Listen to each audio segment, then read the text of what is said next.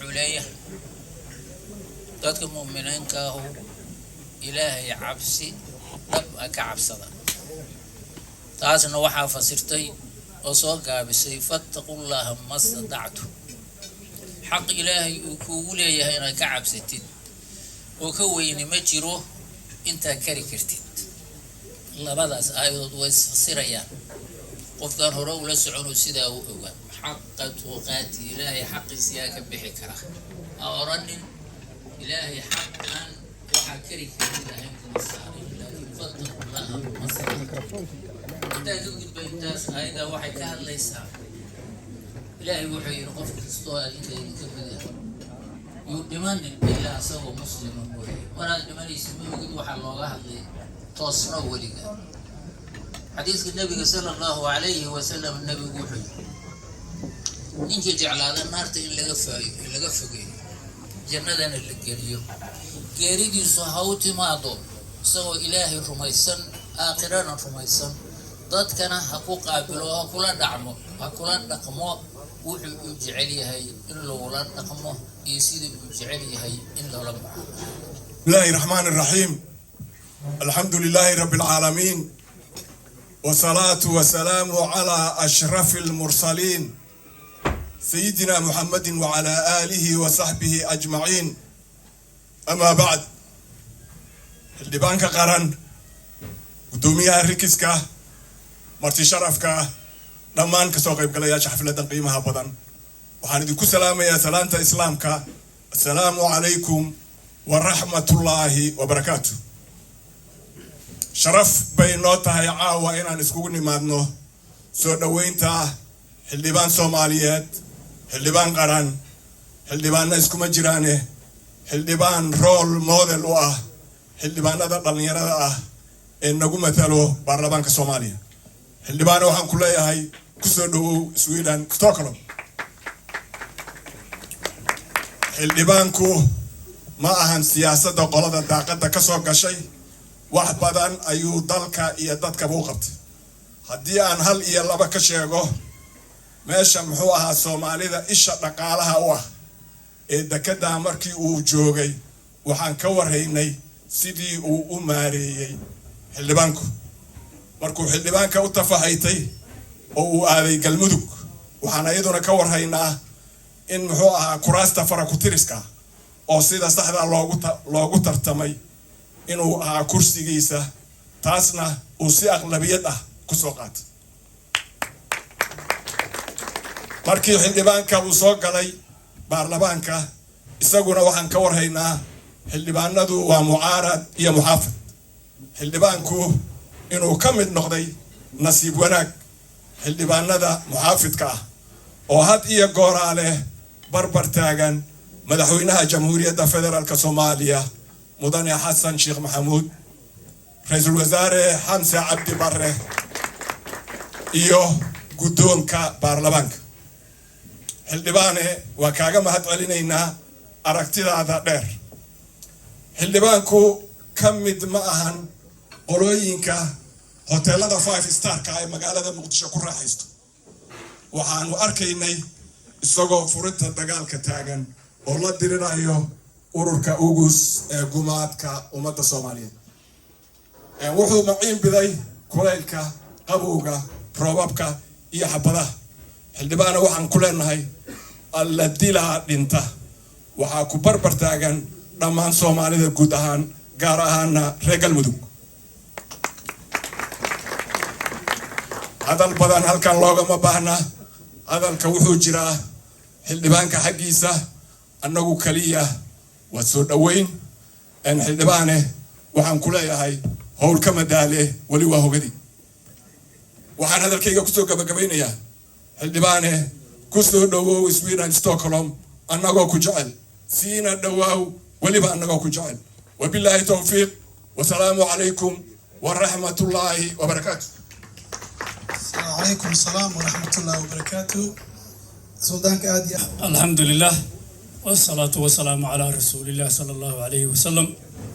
إلهي سبحانه وتعالى أيان أمهات علينا مهد إلهي كنا عيسى وسوناتي نقد نقيد ضد مسلمة ووحى ilaahay baxsho waxa uu qaalisan oo na siiyey ilaahaygaasaan mahad celinaynaa meeshaan annakoo suugaana keenay dad ehela ah waxaa mahad leh kasoo qaybgalayaalka taas dabadeed waxaan soo dhaweynaa xildhibaan cagaweyne xildhibaan soo dhawow waxaan kugu soo dhaweynaynaa dowlad wanaag kumaanan aqoon haddeer ka hor waa dowlad jacaylaan ka wadaa dowladnimadan baan kaa danaynaynaa waxaan kaloo kugu soo dhaweynaynaa xaq ehelnimo inaad nagu leedahay nabigu wuxuu yidhi calayhi salaatu wasalaam ninkii ilaahay iyo rasuulkiisa rumeeyo onka aakhiro ha karaameeyo martigiisa martinimona waad nagu leedahay ayadaan kugu soo dhaweynaynaa wixii ka dhimana noo cudurdaar reer Stockholm kusoo dhawow mar haddii halkan la joogo Soomaalidu waa dad qaraabaha waa intii la yidhaah xuquuq bay isku leedahay waddankan dadka jooga waddanaan nagu diinahayn nagu dhaqanahayn marka waa kusoo dhaweynaynaa intaas dabadeed haddee waxaan u malaynayaa dadku kuma isa aqoone haddeer waxay kugu barteen waa dowladnimaduna adeegay rabtaa waddankan quruxda badan oo saraha dhaardheer annagaa ku siran adiguna kolley inaad wax ka koobiya ma ogid hanagula sigmin deegaankiisu inuu wanaagsan yahay dadkan sidii loo celi lahaayo gadaal loogu celi lahaayo dal wanaagsan oo dhisan loogu celi lahayna shaqayn ka rabtaa haddii saa wuxuu ahaa wa kullukum raacin wa kullukum mas-uulun can raaciyatihi kolley markaad mas-uuliyadda aadan cid ku taqaana lama arko mas-uuliyadda ilaahay kuu dhiibay oo dadkan ilaahay kuugu dhiibay iyo dalkanna waxaa la iska weydiinayaa kolley hadda waa dadaalaysaan inaad ku dadaashaan laynka rabaa dadka waddankan dhisay xigmadda iyo caqliga bini'aadan aan ka nahay laakiin inkastoo burburnay raggiina midida daabkeeda maanta haya waddan ku dhismo ka rabaa dadaalna waa muuqdaa kolley ma lagu soo noqon maayo waxaan u malayaa mikrofoonka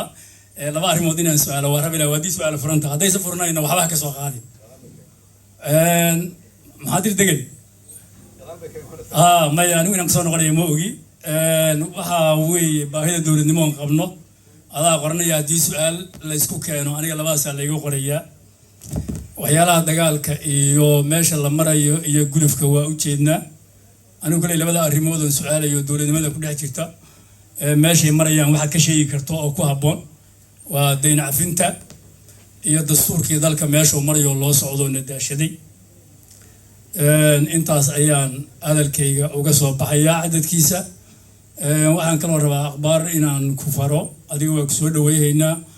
waxaan codsanayaa nin la yidhaahdo xildhibaan dhabancad inaad salaan iyo tahniyad naga gaarsiido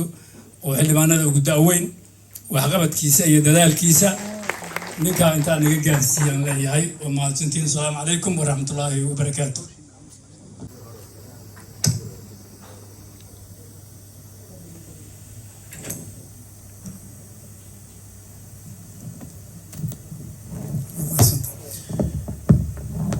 بسم الله الحمد لله والصلاة والسلام على أشرف المرسلين سيدنا محمد وعلى آله وصحبه أجمعين السلام عليكم ورحمة الله تعالى وبركاته ولكن أن نصير راعية ولي ميرول بقدومي وهرأي كجرتا مركا ما سنتهاي وحن مركو وهرأي سوما هاد علنا يا الله سبحانه وتعالى ونسيه فرصة haddii aan nahay reer Sweden khaasatan reer Stockholm inaan mar waliba qaabilno ama ay noo yimaadaan oo ina soo booqdaan xildhibaanadii dowladda federaalka iyo mas'uuliyiin dowladda federaalka ka socda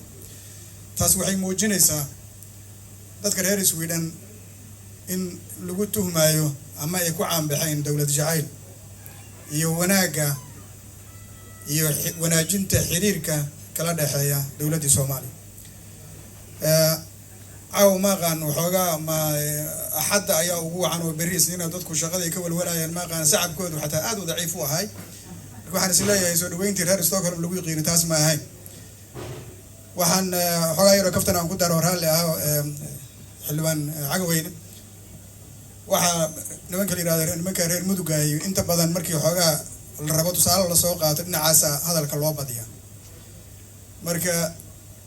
waxaan habeen wada dhageysanay su'aalo la isweydiinayo waxa kamid ah reer muduga su'aal la weydiiyo marka anigu waan waaqeyn reer muduga inuu yahay su'aal la weydiiyo waxa sheegtay magaalada uusan meyd ku dhiman marka fakar dheer ma gelin oo meel kale si ma aadin waxa sir walaalo magaalka ay u dhihi doonaan mud ilaan su-aashu saas ma ahayn mayd magaalo kuma dhintaba taasaa ii goysa moogta anigana marka asagii fadhiga meesha uu fadhiyey ayaan taas aan koblin kula sameeyey waxaan taas uga jeedaa magaalada aad xildhibaanimada kasoo qaadatay kulley magaalo sahlan maaha marka aad iyo aad macnaheedu waxay tahay kulley nin mudan inaad tahay oo rag meeshii hal xaniinin lagu joogo ninkii uu diiday labada xaniinood lagu joogi waayo yiri dad xildhibaanimo kasoo qaadatay xildhibaan sahlan maaha in dhalinyaro ah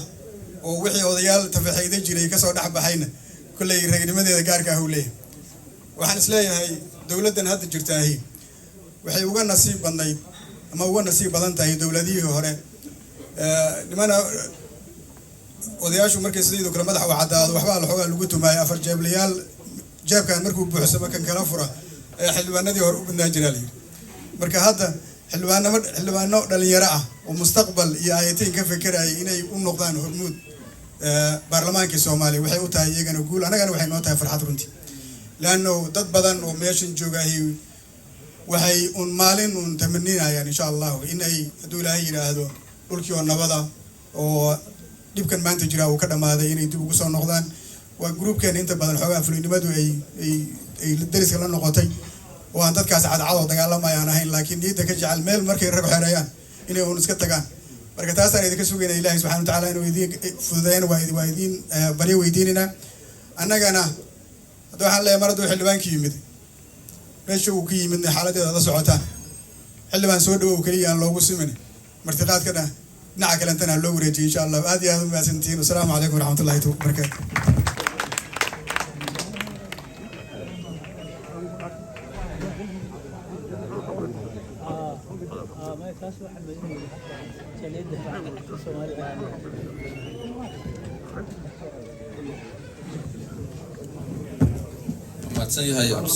بسم الله الحمد لله ثم الصلاة والسلام على رسول الله صلى الله عليه وسلم السلام عليكم ورحمة الله وبركاته إله بام هذا دان إسكالة آدي أمهات سيدين دتك وشان نوسق من قابيي وحان لقب دتك هراء سود وينتا حلبان عبد الرحمن عقوينه حلبان وحان كلها إنها يكسر دواء استقبل على مسويدا aad aan ugu faraxsanahay hadalada muhiimadeedii hore loo sheegay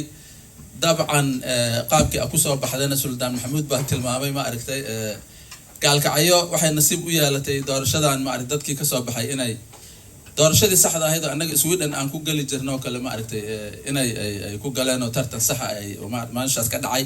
qaabkay rabtaha ku imaato Ilaah baa ku mahadsan arrintaas runtii wax badan oo kale oo aan sheegi lahaa male anigu kale waxaan kugu la dardaarmayaa Ilaahay ma artay xilkaas culus oo ku saaran ha ku fududeeyo hana iloobin guud ahaan xildhibaan Soomaaliyeed baa tahay oo Soomaaliya oo dhan mas'uul ka ah gaar ahaan reer Galmudug baa matalaysa marka saas uun baa la rabaa ma aragtay shaqadaaduna inay ay u kala soconaato oo baahida Galmudug na ay ma aragtay number 1 ku ahaato Soomaali weyntiina ay sameesha ka maqnaano wax ka mudan midda u doodaysa hadaa aragtid aad uga tanaasuli kartid marka intaas aan ku kula dardaarmaya ka soo galayaashana aad iyo aad u mahadsantihiin wabillahi tawfiiq wa salaamu alaykum wa rahmatullahi wa barakatuh عليكم السلام وما سيهاي قدومية على الصلاة مركان وحاو يرى يا حدبان دائر مالفك نوبي يمد مقالة الشوبين هانت حسين علي حدبان بسدوه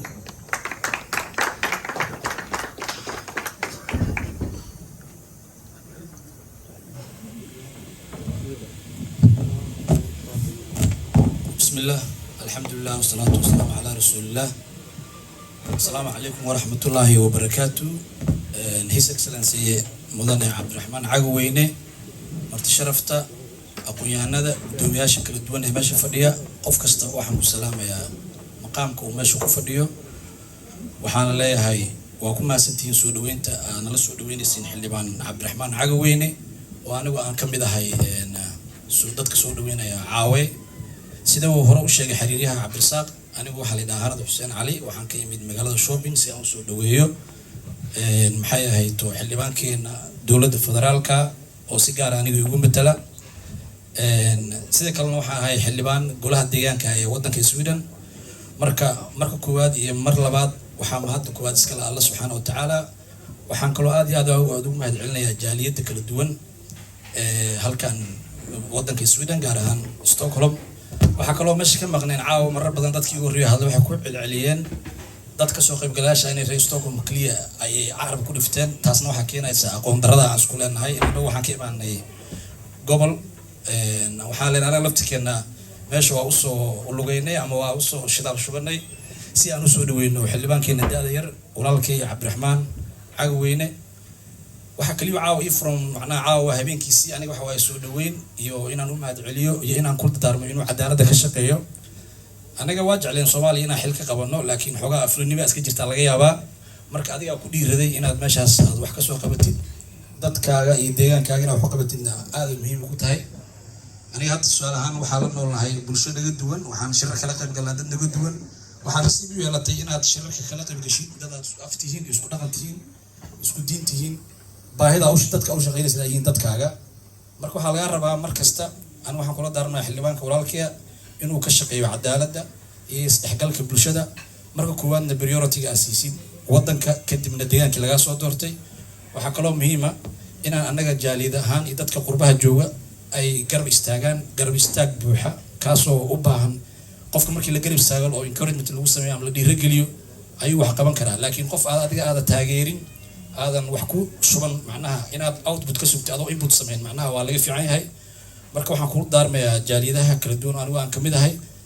inay garab istaagaan xildhibaankooda si iyo xildhibaanada kale imaan doona iyo kuwa kale soo socdaba. anigana shakhsiyan waxaan jeclahay wixii talaa tusaale ama waaya aragnimada halkan aan ka helay ama aan ka heli doono inaan walaalkay si positive ula wadaago. waxaa leenahay garabkaagaan nahay hadal dheer uma istaagin waa layga mudan yahay caaway. marka waa salaaman tahay soo dhawo walaalkay Cabdiraxmaan xildhibaane aad iyo aad u mahadsantahay Cabdirasaaq. kusoo dhawaada.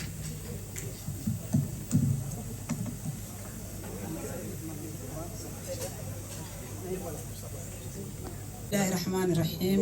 waan idin salaamay mudanayaal iyo marwooyin dhammaan inta kasoo qayb gashay xafladan sharafta badan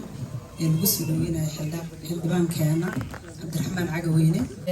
waxaan Cabdiraxmaan oo ku leenahay hadda maanta aniga caloosheedu way qalan tahay runtii. deegaanka Burjeed maanta dad badan aan lagu laayay dad wada ehel ah u badan Soomaali weyntu way ku wada jirtay laakiin u badan reer Galmudug maanta waa dhaawacanahay dhaawac aad iyo aad Allah u naxariisto intii ku shahiiday.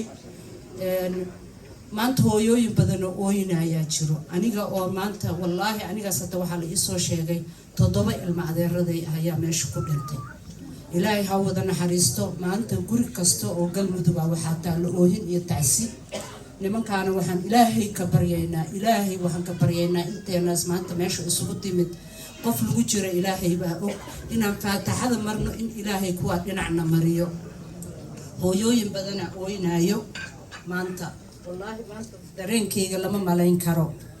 ilaahay dadkii ha wada naxariisto. dhulka iyo dadka wiilasha yaryar oo 20 jirada oo qaarkood wali aysan curanin geeridaasi waa geeri aad u culus. waad ogtihiin xaaladda wiilasha lagu soo koriyay Soomaaliya maanta joogo. waa ogtihiin dalku siduu yahay waa ogtihiin dhaqaaluhu siduu u xun yahay. annaga waxa nagu waajiba maanta inaan wax aruurino oo dagaalkaas dalka lagu xoreynayo dhinac istaagno. dawladda way iska tabaryartaa runtii laakiin waxaan ka codsanaynaa hooyooyinka wiilashoodu meeshaas ku baaba'een iyo dhulka la xoreeyay in wax intii la awoodo maaragtay wax loo taro. Cabdiraxmaan oo kula dardaarmi maayo waad ogtahay dhulkaas lugaad ku martay. insha Allah waxaan rajaynaynaa maanta maalin ka qayr badan inaan meeshaan isugu imaan doono annagoo wada xor ah. waa mahadsantihiin. السلام عليكم ورحمة الله وبركاته.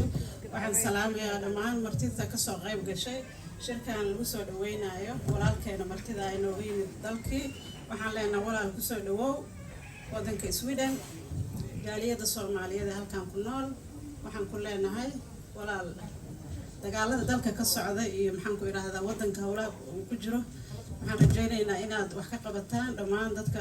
mas'uuliyiinta ee waddanka jooga. annagana waxaan halkan idinka siinaynaa maxaan ku yiraahdaa support iyo garab istaag. waxaan leenahay walaal soo dhawow. waxaan kaloo aan halkan uga dirayaa tacsiir dadkii maanta iyo shalay iyo intii hadda dagaaladu dhaceenba waddankii ku geeriyooday in ilaahay u naxariisto dadkay ka baxeen ilaahay sabr iyo iimaan ka siiyo annagana waxaan idin leenahay aamiin dhammaanteen.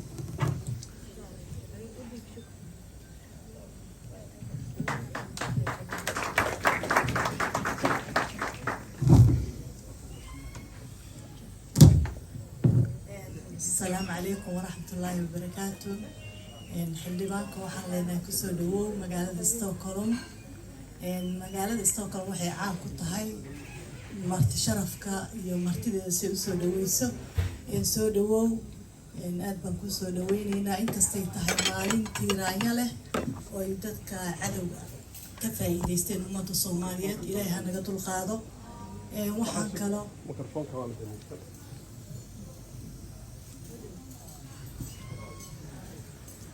السلام عليكم ورحمة الله وبركاته. اللي بانا سودو مقالة ستوكولم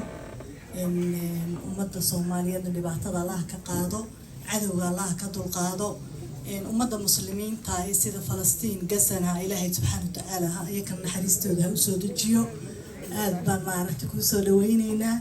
وانا تكون محادثان تاي بوقشاد هذا لما انتي أمد الصومالية ليش جبتوا السلام عليكم.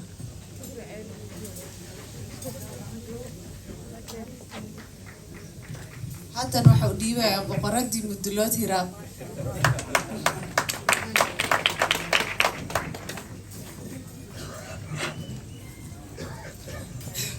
السلام عليكم. حلوان كنا وحنا لنا سودو ستوكهولم. انت اللي ما تعلاه ونحرسته. دول كان كإيمان رنتي ودول ما عرفت اللي بعتبرن إيه كتاعن تهاي يرشبه اللي iyo galmudugba ilaahay waxaan ka baryayaa in dhibaatada uu naga dulqaado dawladeennana waxaan haday fariintan gaarayso aan u marin lahaa halkan in maaragtay askarta wiilasha yaryar ku baaba'aya meesha faamiladooda aan lagu dayicin meesha qofkii markuu wadanku u istaago uu difaacayo dadkiisa dalkiisa maanta haddii uu shahiido ay dhib ku yimaado wuxuu u baahan yahay qofkaas maaragtay daryeel especially familkiisa ilmihiisa dawladdeena way tabar yar tahay waa la wada sheegay dawlad ku filan oo takeyn karta ma aha laakiin in maaragtay dadaal la tuso in maaragtay aanan laga seexanaynin in la daryeelayo at least marka insha allah ilaahay dhibka naga dulqaado xildhibaankeenana waan soo dhaweynaynaa. Assalaamu calaykum.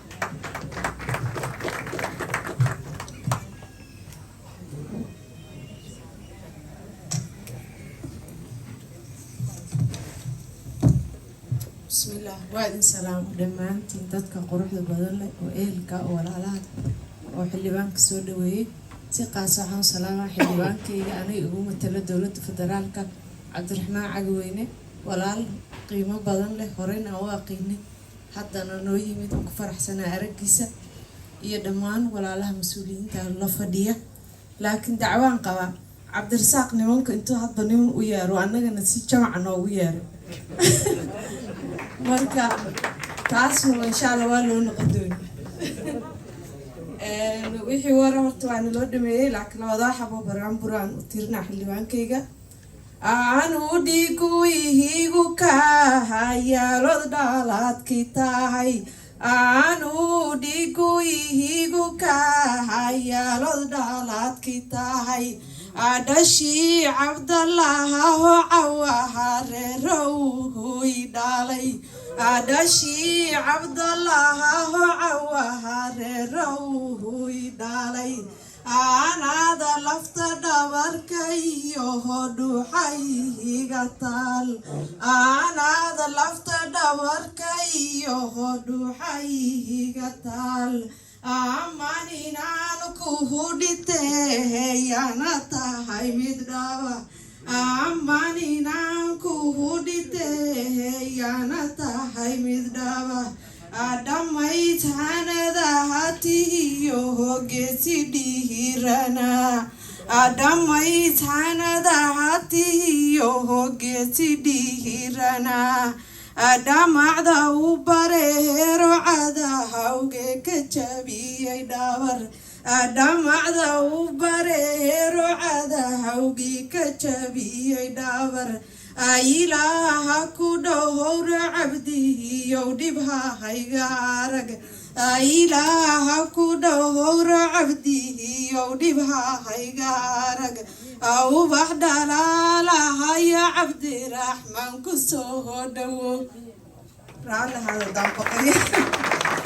dhulkii ay ehelkeeni dhalihin dhidhisahay rabaan dhulkiyo ehelkeeni dhalihin dhidhisahay rabaan dhaqaala aruurin isbihital dhisbahay rabaan mas-uulow dhahartayoho dhiigshubahay rabaan dhaliilaha tahagan dhoohobaynayahay rabaan dhexda intaad xirato nin wahalbow dhankaahaga qabo yaa cabdiraxmaan kaliya lagu hadlayno qof kasta waa inu dhinaciisa ka dhiidiyo insha allah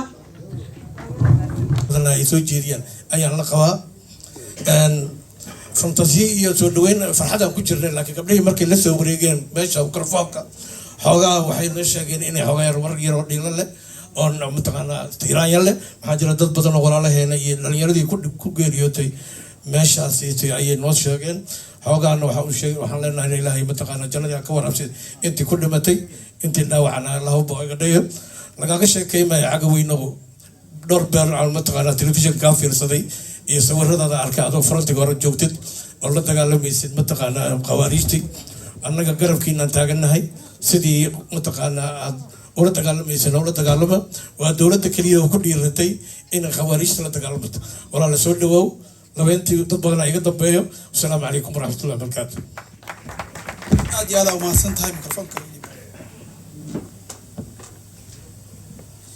aad iyo aad u mahadsan yahay markaan waxaan rabaa inaan u yeero nin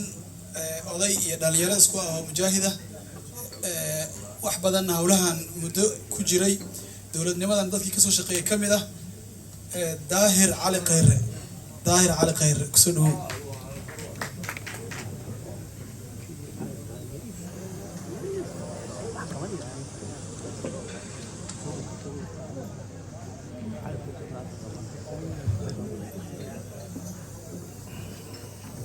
السلام الله عليكم ورحمة الله وبركاته سودوينتا iyo farxadda waxaan la qaybsanayaa walaalihii iga horeeyay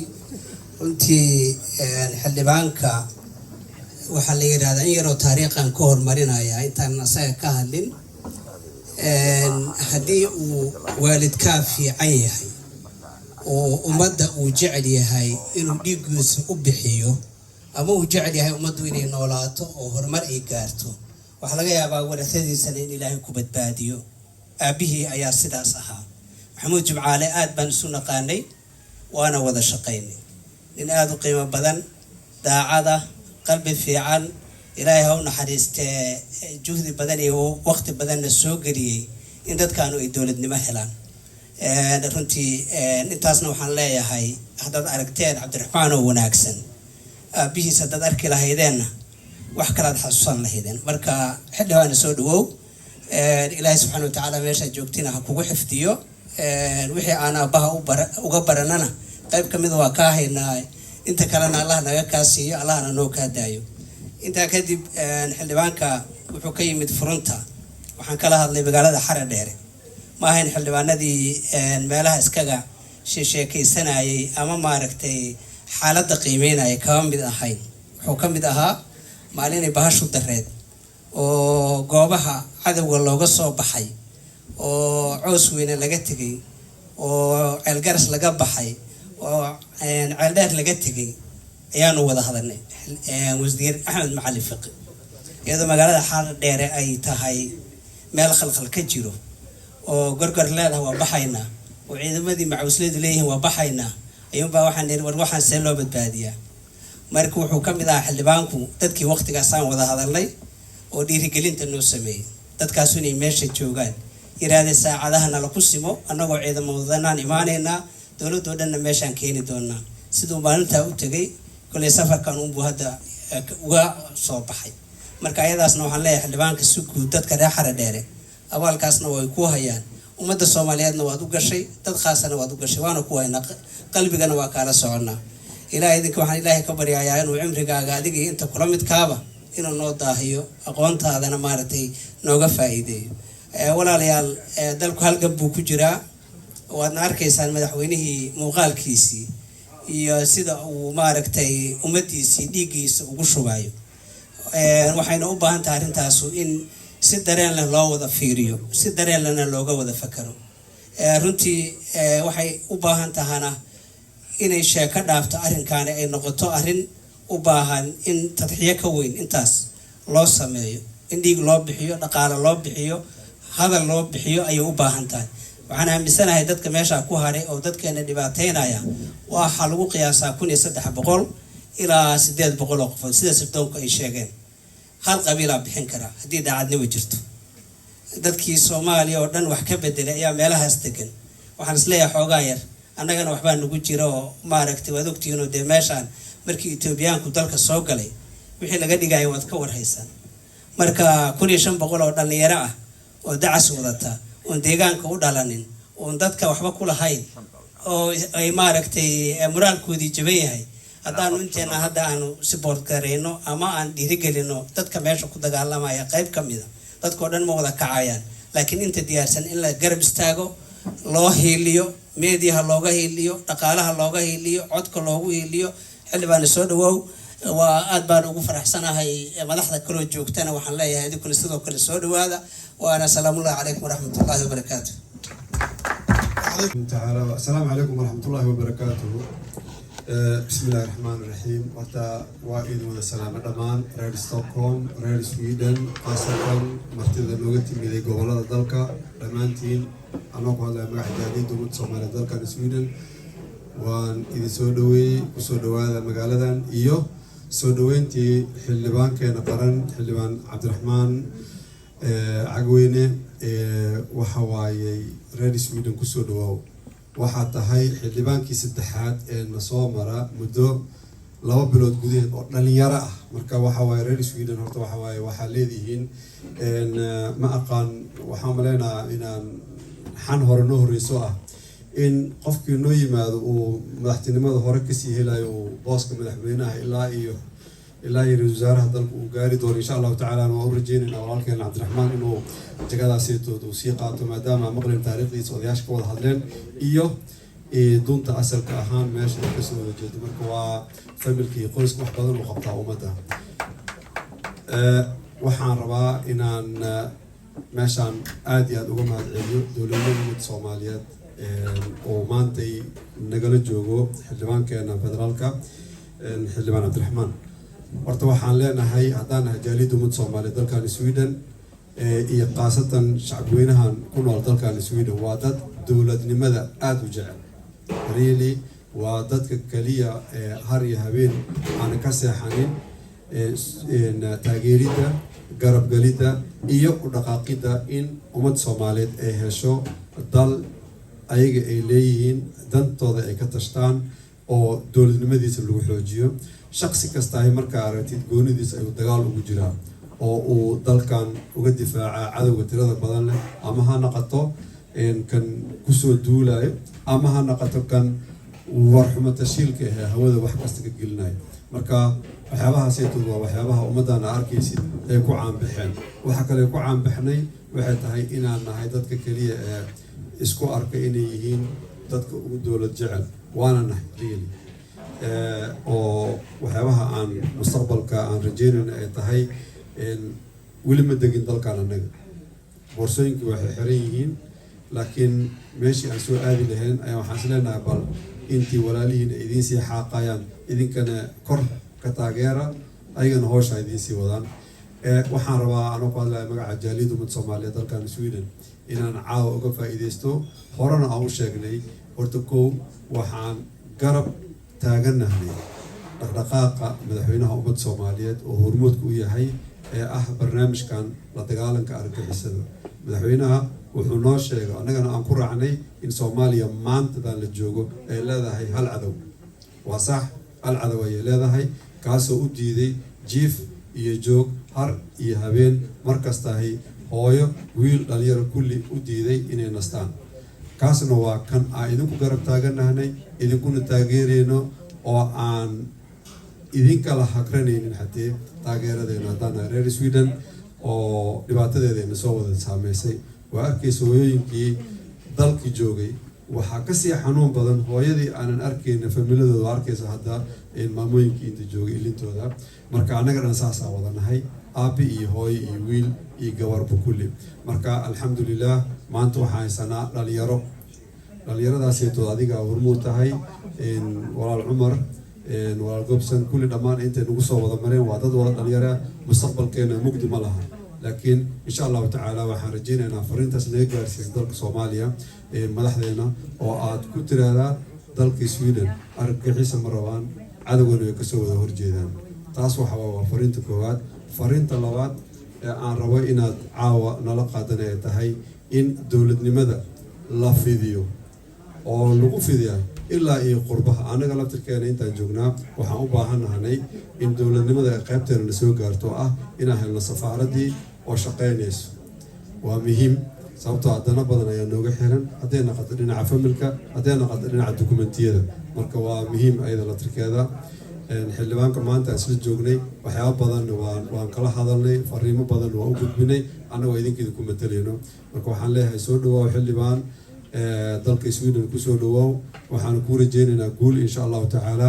guusha ma dheer way dhowdahay wadaadadeena culimmada ummadda Soomaaliyeed si u fatwadeen ayaa annagana u qaadanay idinkan ilaahay idinkugu fududeeyo hadda ka hor inta waan ka sheegnay oo mar kasta oon ka hadalnaan waa dhahnaa annaga hooyooyinka waxaan ka rabnaa inay foondooyinka inoo furaan oo aan meelihii xawlaadda aan ku diri lahayn aan raadino sababtoo dhibaatooyinkay ka mid tahay maanta aan kala hadalnay lacag maanta dir aan aruurino sidii loo gudbi lahaa xatee problemkeeda taagan tahay marka insha allahu tacaala iyada laftirkeeda in la galaa dadaalkeedaan ku jirnaa aada u mahadsantihiin waxaan codsanayaa ummadda Soomaaliyeed inay la soo dhaweysiin reer Sweden xildhibaan cabdiraxmaan soo dhawaaw caawa habeenkaagii